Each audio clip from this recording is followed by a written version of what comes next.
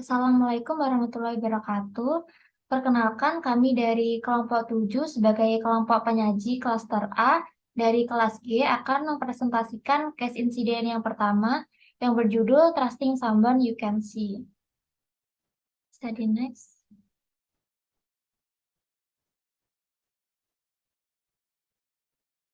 Oke, untuk anggota kelompok kami yang pertama ada Putri Awalia Mabina dengan NIM akhir 071 dan saya sendiri Jovan Kasya Berlian dengan NIM akhir 073.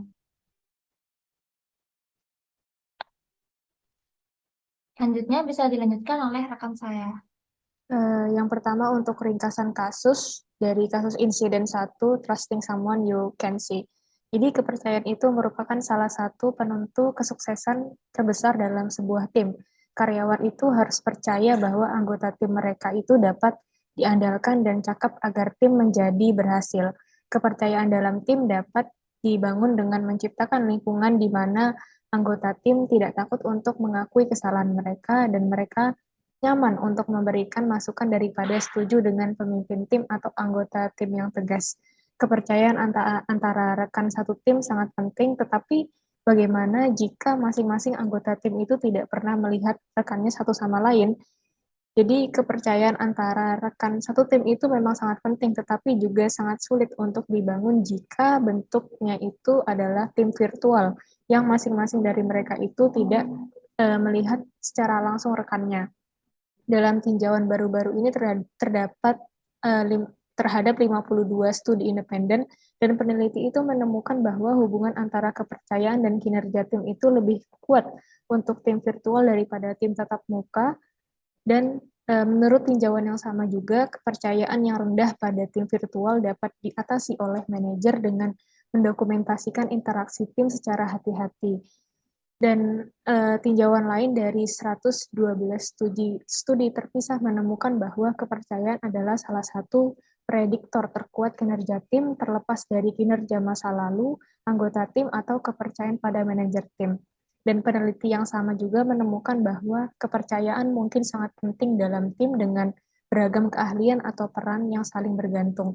Kepercayaan juga sama pentingnya untuk tim jangka pendek karena anggota tim itu tidak memiliki periode penyesuaian yang sama untuk mempelajari lebih lanjut tentang rekan satu tim mereka sebelum memiliki keyakinan bahwa mereka akan berkontribusi pada tujuan lain. Bisa di next.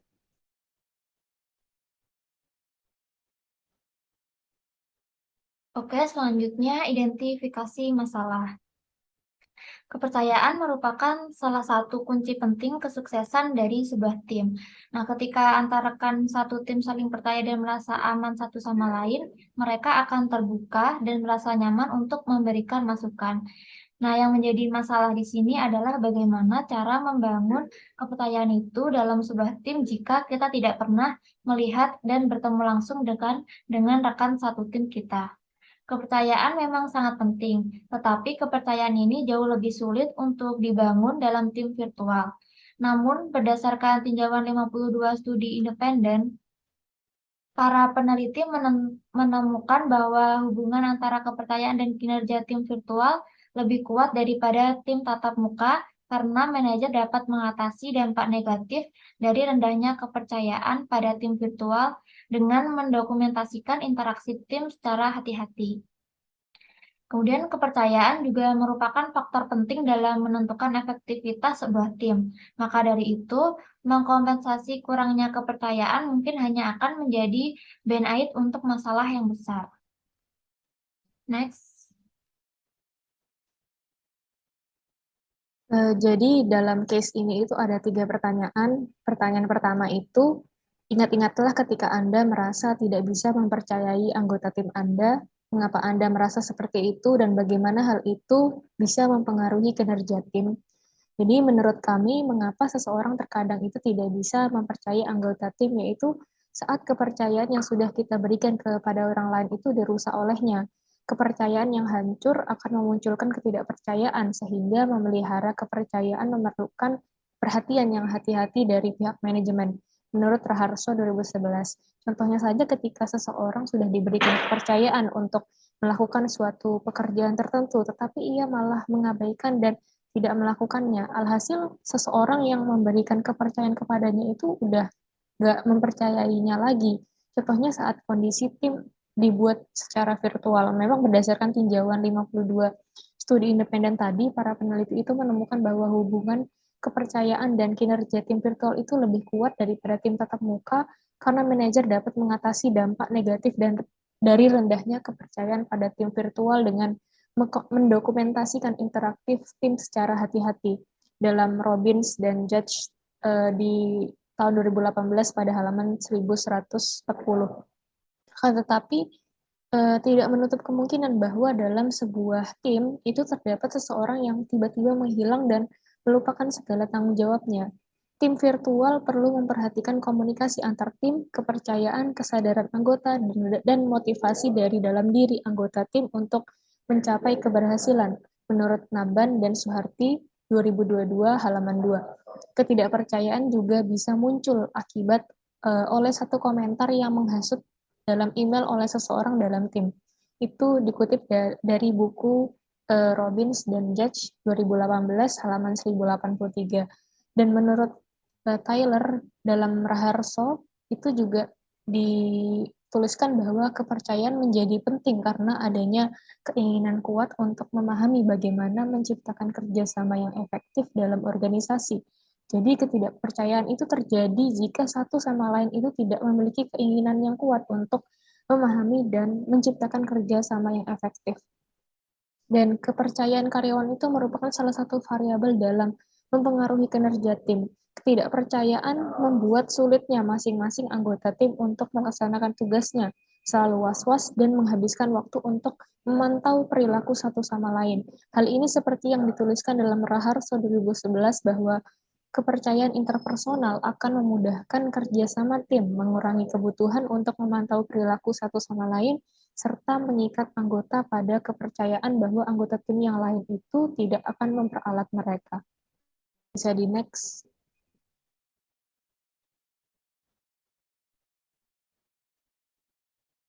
Oke, selanjutnya untuk pertanyaan yang nomor 2. Dapatkah Anda memikirkan strategi yang dapat membantu membangun kepercayaan di antara anggota tim virtual? Nah, bekerja secara virtual membuat intensitas berinteraksi secara langsung antara anggota itu lebih rendah dibandingkan sistem kerja konvensional yang bertemu secara langsung. Hal ini dikarenakan pada tim virtual antara anggota tim berkomunikasi menggunakan media teknologi informasi untuk menyelesaikan pekerjaannya. Dikutip dari Pangil Enchan tahun 2014. Media teknologi informasi yang digunakan untuk berkomunikasi dapat seperti email, voicemail, telepon, grup telepon, conference, video conference, dan sebagainya. Kemudian DAF tahun 2003 halaman 472 menekankan bahwa membangun kepercayaan sebagai salah satu kunci dalam menghasilkan tim virtual yang sukses.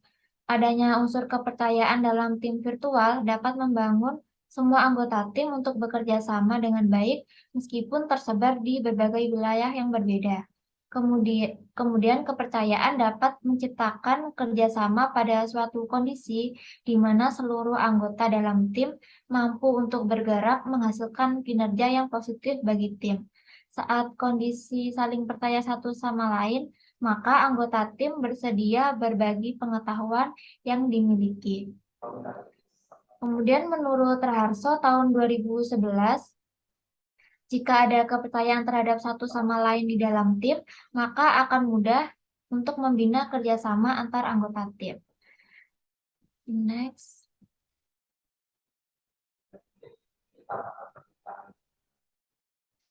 Nah, kemudian berikut ini strategi yang dapat diterapkan untuk membantu membangun kepercayaan dalam tim virtual.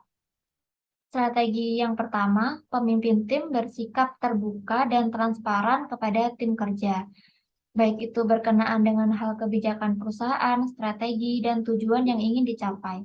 Karena ini tadi adalah tim virtual, maka pemimpin perlu ekstra berhati-hati dalam membagikan informasi yang akurat ketika menyebarkannya secara online. Karena informasi yang disebarkan bisa saja hilang atau justru menjadi informasi yang tidak akurat sehingga akan merusak kepercayaan dalam tim. Kemudian strategi yang kedua, berkomunikasi untuk membangun hubungan. Berdasarkan buku yang dikemukakan oleh Richard L. Duff yang berjudul The Leadership Experience tahun 2018 halaman 310, di dalamnya terdapat pernyataan untuk menggunakan teknologi agar dapat membangun sebuah hubungan.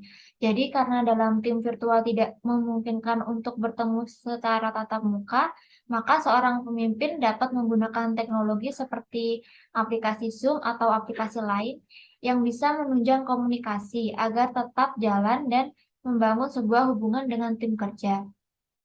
Komunikasi yang dibangun dalam hal ini tidak harus selalu formal, namun juga bisa membicarakan hal-hal di luar pekerjaan untuk lebih mempererat hubungan non-formal dan keharmonisan dari tim.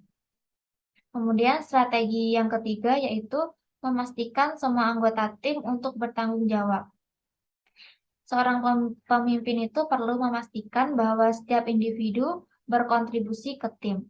Jadi setiap anggota tim harus memahami siapa yang melakukan apa di dalam tim, sehingga peran tim perlu didefinisikan secara jelas agar tidak ada anggota tim yang merasa curiga atau tidak adil antara pekerjaan yang diterimanya dengan pekerjaan yang diterima rekan lain, karena mereka tidak dapat melihat langsung anggota lain ketika bekerja.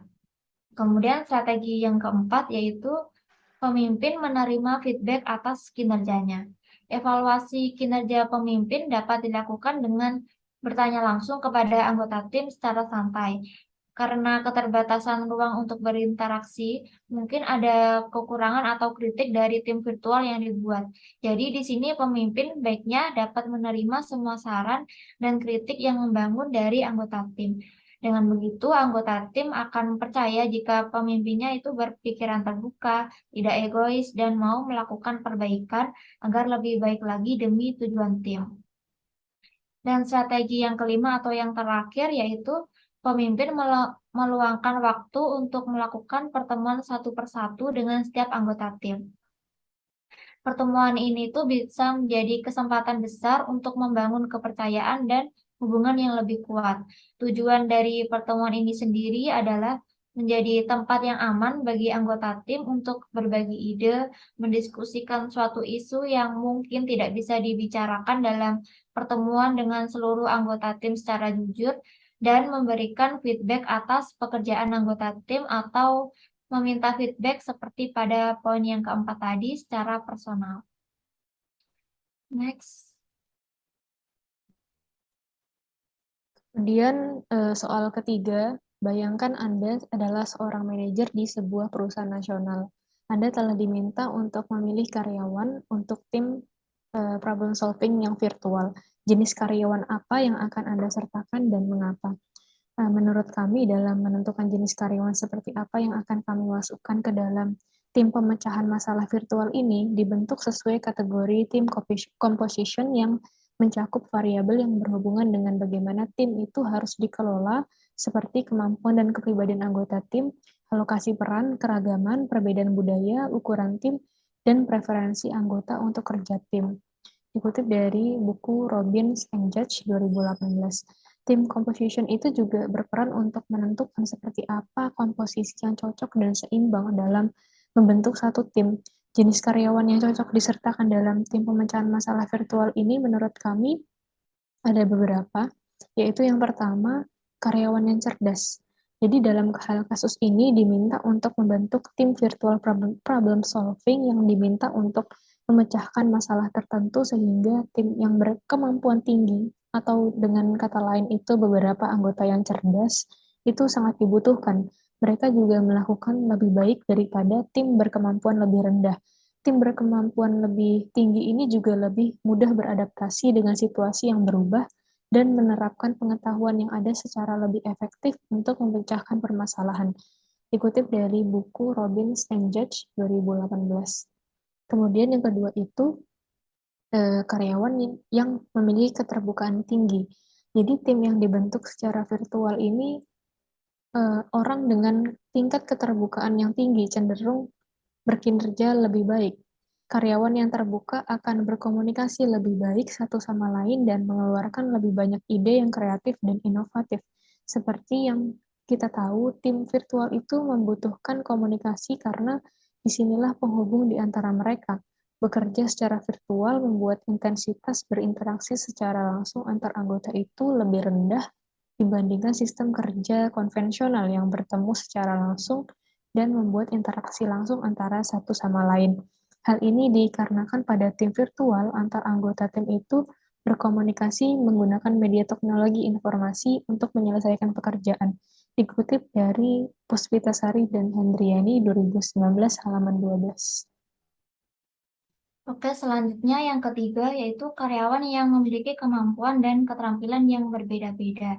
Dalam pemecahan masalah tertentu, maka membutuhkan tidak hanya satu kemampuan dan keterampilan saja. Jadi harus dipastikan mereka itu mempunyai perannya masing-masing sesuai kemampuan dan keterampilannya, atau allocation of roles.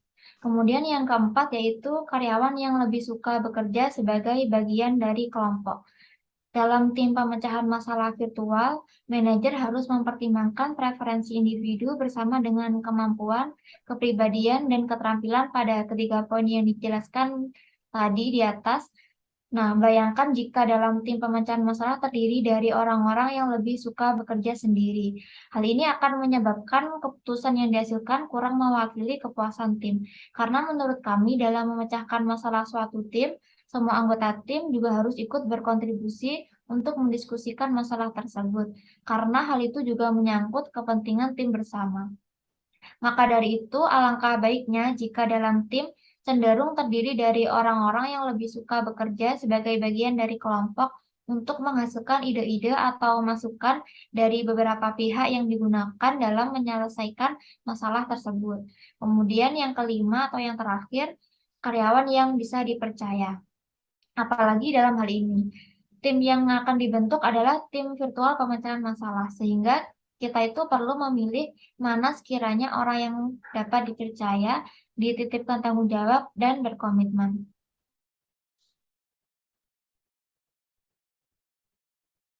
Nah, berikut ini daftar pustaka atau referensi dari kelompok kami.